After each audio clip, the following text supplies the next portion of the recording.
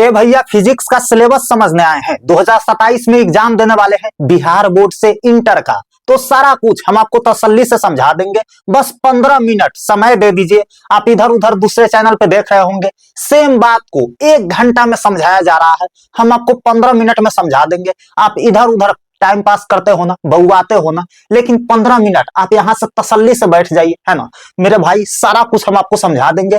Physics में क्या क्या आपको पढ़ना है, कितना पढ़ना है, एग्जाम पैटर्न में क्या क्या पूछा जाएगा, कितना नंबर का पूछा जाएगा, कितना बनाना है, सारा कुछ हम आपको बताएंगे ना। तो चलिए ना मेरे भाई, यहाँ पे आप थोड़ा सा फोकस कीजिए, थोड़ा सा ध्यान दीजिए। यहाँ पे अगर आप हिंदी मीडियम में है ना, क्लास 12 का पढ़ाई हिंदी मीडियम में कर रहे हैं बिहार बोर्ड से। अब बहुत सारे स्टूडेंट हिंदी मीडियम का ही होगा, कुछ स्टूडेंट होंगे जो इंग्लिश मीडियम का होगा, तो दोनों के लिए जुगाड़ है। आप यहाँ पे थोड़ा सा ध्यान दीजिए ना। यहाँ पे देखिए हिंदी मीडियम वालों के लिए है ना, यहाँ पे गौर कीजिएगा, और इंग्लिश मीडियम वाले यहाँ पे थोड़ा सा फोकस कीजिएगा, ठीक है। अब देखिए हिंदी मीडियम में हो या इंग्लिश मीडियम में हो, आपको 2 गो किताब पढ़ना है। कितना किताब भैया? 2 गो बुक पढ़ना है। यहाँ पे गौर से देखिए, फिजिक्स का पार्ट 1 है ना, हिंदी मीडियम में है आप तो भौतिकी लिखा होगा, है ना, भौतिकी भाग 1 और भौतिकी भाग 2, है ना। और अगर आप इंग्लिश मीडियम में है ना, बिहार बोर्ड से, तो यहाँ पे देखिए फिजिक्स लिखा होगा, फिजिक्स पार्ट 1, फिजिक्स पार्ट 2।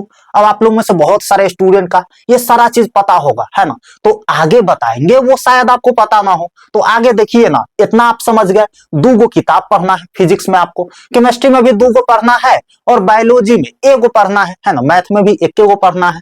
तो देखिए फिलहाल फिजिक्स का हम बात कर रहे हैं, तो फिजिक्स पे फोकस करते हैं, है ना। तो यहाँ पे देखिए फिजिक्स में 2 गो किताब पढ़ना है, हिंदी मीडियम में है तो भौतिकी लिखा होगा, और इंग्लिश मीडियम में है तो फिजिक्स लिखा होगा। आगे बढ़ते हैं, आगे आपको समझना बहुत ज्यादा जरूरी है, ठीक है मेरे भाई। तो यहाँ पे जरा गौर फरमाइएगा, हम एग्जाम पैटर्न पे फोकस कर लेते हैं। अब ये समझना बहुत ज्यादा जरूरी है, क्योंकि एग्जाम तो आपको देना है, अच्छा नंबर लाना है, तो पहले से जाने रहिएगा तभी ना अच्छा आएगा। तो यहाँ पे थोड़ा सा ध्यान दे लीजिए, है ना। तो देखिए फिजिक्स एग्जाम पैटर्न की बात करें, जो 2027 में आप एग्जाम देंगे, फाइनल एग्जाम, है ना, अच्छा नंबर लाएंगे, है ना, आएगा ना अच्छा नंबर? बिल्कुल आएगा भैया। साल भर हम आपको पढ़ाने वाले हैं, बिल्कुल अच्छे से तसल्ली से सारा क्वेश्चन गेस करके देंगे, और सारा टकराएगा। यहाँ पे आप गौर से देखिए, जो देखिए फिजिक्स का आपका एग्जाम होता है वो टोटल 100 मार्क्स का होता है ना। अब ये भैया 100 मार्क्स में 30 नंबर का आपका प्रैक्टिकल होता है ना, जो आपके कॉलेज वाला पे डिपेंड करता है कि कितना आपको देगा, है ना। कॉलेज वाला के नजर में, अगर आप टीचर के नजर में पढ़ने वाले स्टूडेंट है, टीचर से जान पहचान है, या ये चलता है, अब पैसा का जमाना है ना, तो 30 में आपको मान लीजिए कि 28-29 यहाँ पे मिल ही जाता है ना, 28-29 मिल जाता है। लेकिन फिलहाल हम 70 नंबर पे फोकस करेंगे ना। कॉलेज वाला प्रैक्टिकल वाला बात छोड़ देते हैं, वो आपका मैटर है, कॉलेज का मैटर है ना। यहाँ पे आप देख लीजिए, यहाँ पे बात करेंगे भैया थ्योरी पेपर पे, है ना। तो थ्योरी में हम क्या बात करेंगे, तो 70 नंबर का आपका थ्योरी पेपर होता है। जो एग्जाम आप एग्जाम हॉल में जाकर के बैठ के देते हो ना, वो 70 नंबर का पेपर आप दोगे, है ना। अब उसमें देखिए क्या क्या होता है, थोड़ा सा यहाँ पे गौर फरमाइएगा। ऑब्जेक्टिव आपके 35 नंबर का होगा, है ना, 35 नंबर का ऑब्जेक्टिव होगा, और सब्जेक्टिव भी आपके 35 नंबर का होगा। अब सिंपल सा बात है भैया, जोड़ लीजिए 70 को आ जाएगा।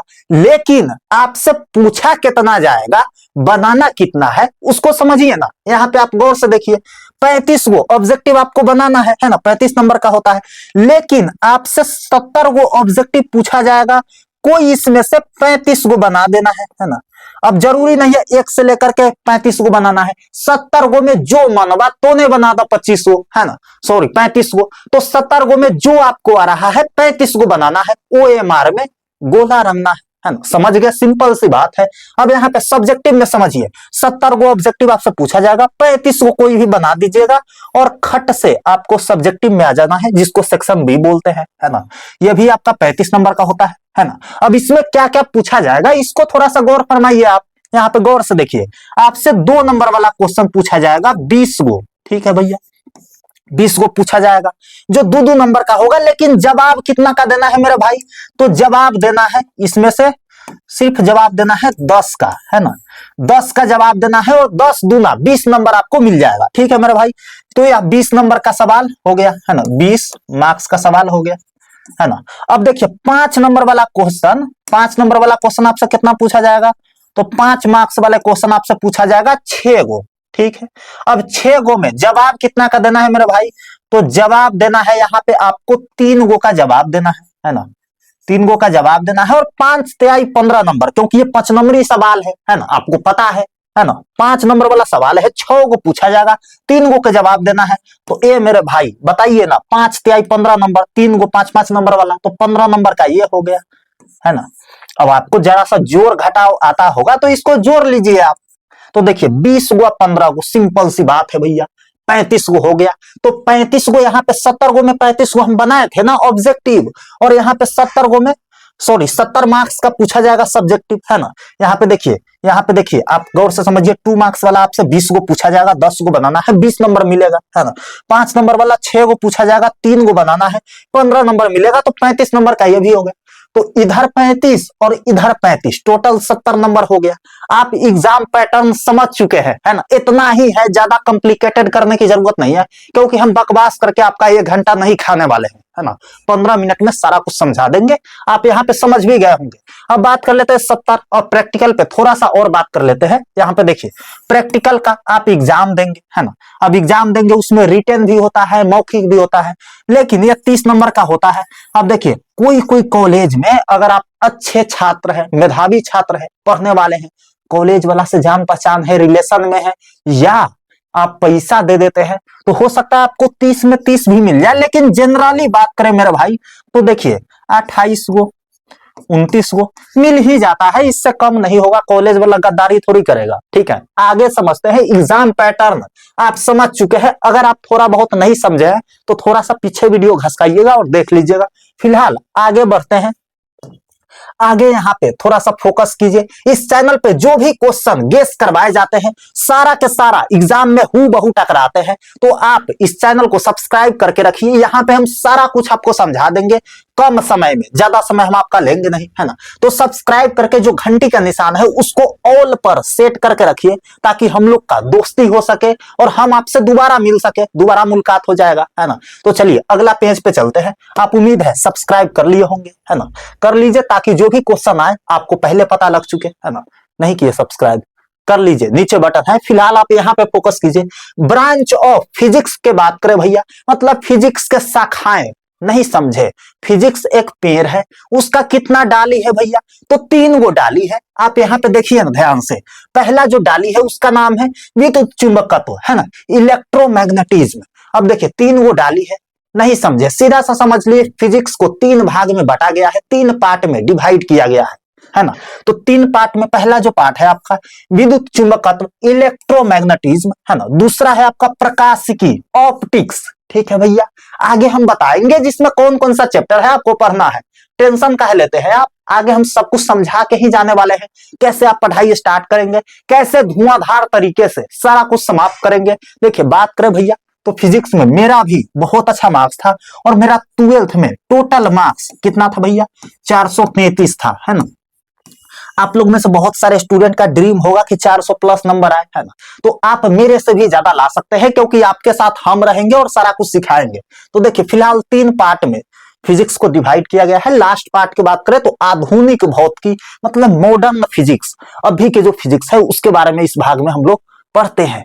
फिलहाल आगे बढ़ते हैं, देखते हैं कौन कौन सा चैप्टर है भैया जिसको हम लोग को पढ़ना है, जिससे अब मुलाकात करना है, दोस्ती करना है, क्योंकि वही चैप्टर से सवाल आपके एग्जाम में पूछे जाएंगे और आपको बना करके आना है, क्योंकि आप यहाँ पे सारा कुछ सीख करके जाएंगे, ठीक है। आगे बढ़िए ना, थोड़ा सा यहाँ पे ध्यान दीजिए आप। देखिए 15 गो चैप्टर आपको टोटल पढ़ना है फिजिक्स में। अब बात करें भैया, जो ओल्ड वाला एनसीईआरटी होता है वो बुक खरीदे कि न्यू वाला एनसीईआरटी होता है वो बुक खरीदे। तो देखिए सीधी सी बात हम आपको समझाते हैं, दूसरे चैनल वालों की तरह हम आपको ओझरा में नहीं रखेंगे। सिंपल सी बात बताते हैं, जो ओल्ड वाला होता है बिहार बोर्ड वहीं से सवाल बनाता है, लेकिन लेकिन लेकिन ओल्ड वाला आपको मार्केट में मिलेगा ही नहीं। आप कहां से खरीदोगे, हम झूठों के कह दे यहाँ की ओल्ड वाला लेना, मिलेगा तब ना लोगे, है ना। तो देखिए आपके जो भाभी होगा, भैया होगा, चाचा होगा, जिसको से भी आप जो पढ़े होंगे वो जमाना में, तो अगर उनके पास से मिल सकता है ओल्ड वाला आपका एनसीईआरटी का बुक, ठीक है, एनसीईआरटी का बुक, तो आप वहां से ले लीजिए, है ना, सिंपल सी बात है, वहां से जुगाड़ लगा लीजिए। नहीं तो सीधी सी बात है भैया, मार्केट से न्यू वाला खरीद लीजिए, न्यू वाला खरीद लीजिए। अब मेरा बात करें तो मेरा भी नंबर काफी अच्छा आया था, मैंने बताया है, और मैंने न्यू वाला से ही पढ़ाई किया था, है ना, तो आप भी पढ़ सकते हो।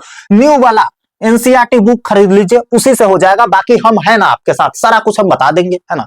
तो न्यू वाला एनसीईआरटी में आपको 15 चैप्टर पढ़ना है मेरे भाई। 15 चैप्टर को आप गौर से देखिएगा, हम सारा कुछ बताएंगे कि कौन सा चैप्टर इंपॉर्टेंट है, और इस पे पार्टिकुलर वीडियो तो आएगा ही, है ना। तो यहाँ पे देखिए, पहला जो चैप्टर है आपका विद्युत आवेश तथा क्षेत्र, इसमें सबसे ज्यादा 2 नंबरी क्वेश्चन पूछे जाते हैं, ऑब्जेक्टिव पूछा जाता है, तो इसको आप अच्छे से पढ़ लीजिएगा। दूसरा चैप्टर आपका स्थिर वैद्युत विभव तथा धारिता, है ना, इलेक्ट्रोस्टैटिक्स पोटेंशियल एंड कैपेसिटेंस, इसको भी पढ़ लेना है।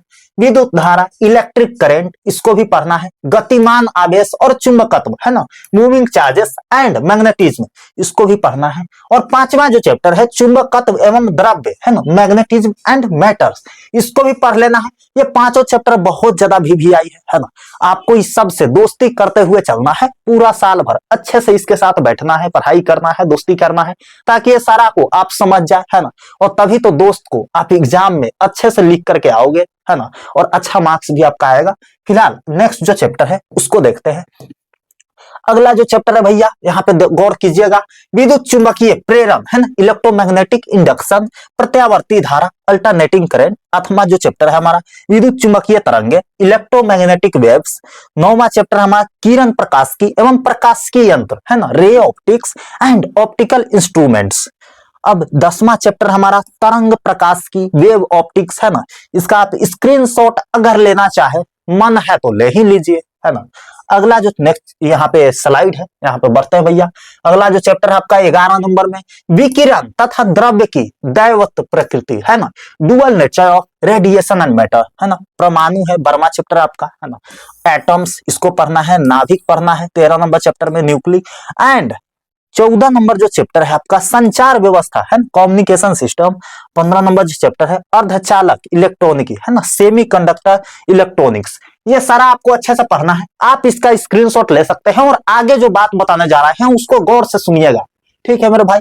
अब देखिए, ये सारा चैप्टर तो हो गया, है ना, आपको ये सारा कुछ पढ़ना है ना, अच्छे से पढ़िएगा तो एग्जाम में अच्छे से लिख करके आइएगा। और सिंपल सी बात है मेरे भाई, अगर आप बिलो फैमिली से आते हैं, गरीब फैमिली से आते हैं, सीधा सीधा हम बात करते हैं, घुमा फिरा के करते नहीं है ना, तो आपको अच्छे से पढ़ाई करना पड़ेगा। 12th जो होता है ना, मेन होता है, इसके बाद ही आप अच्छे कॉलेज में एडमिशन ले सकते हैं, है ना।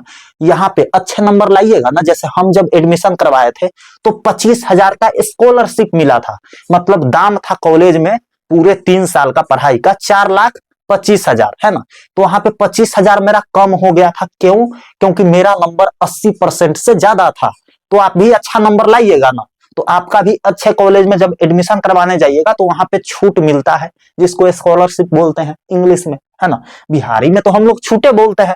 अब आगे देखिए, आगे आपके लिए हम नए हो सकते हैं, है ना, लेकिन आपके भैया, आपके सीनियर को सबको अच्छे से पढ़ाए हैं और अच्छा नंबर आएगा, है ना। तो दोस्ती आपको कर लीजिए मेरे से, है ना, कंधा पे हाथ रख के सब कुछ सिखा देंगे। आपको ऐसा कभी नहीं लगेगा कि कोई दूसरा टीचर पढ़ा रहा है, आपको हमेशा लगेगा कि एक बड़ा भैया गाइड कर रहे हैं, सारा कुछ पढ़ा रहे हैं।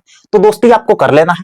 वीडियो को आप लाइक कर सकते हैं दोस्ती के नाते, है ना। कमेंट करके बता दीजिए, कमेंट में जो भी डिमांड कीजिएगा ना, उसी टॉपिक पे वीडियो आएगा। और प्लीज, आप स्टार्टिंग वे में देख रहे हैं इस वीडियो को, तो बहुत सारे स्टूडेंट हमारे पास है नहीं, है ना, तो इस वीडियो को शेयर कर दीजिए अपने दोस्तों में, व्हाट्सएप पे, थोड़ा समय लगेगा, कर दीजिए। और सब्सक्राइब करके रखिएगा, तभी ना अपने दोस्त से दोबारा मुलाकात कीजिएगा, है ना, तभी तो हम लोग दोबारा मिल पाएंगे, नहीं तो भटक जाएंगे हम कहीं और आप कहीं और भटक जाइएगा।